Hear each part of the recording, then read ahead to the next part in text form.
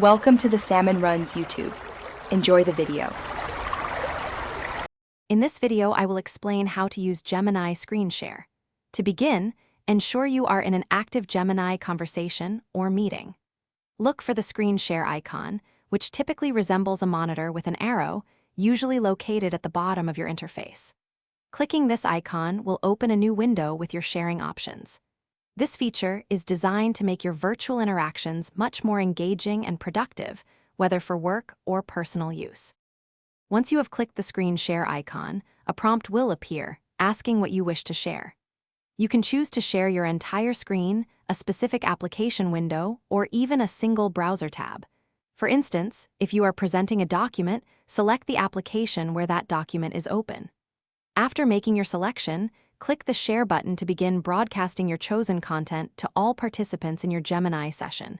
It is a straightforward process. During an active screen share, you retain full control over what is being displayed. A small toolbar or notification will often appear, allowing you to pause your share, stop it entirely, or even switch to a different window or application without ending the session. This flexibility is incredibly useful if you need to quickly show multiple items or take a brief break from sharing. Remember, you are in charge of the visual flow of your presentation. For the best screen sharing experience, prepare your desktop beforehand. Close any sensitive or distracting applications and silence notifications to maintain professionalism.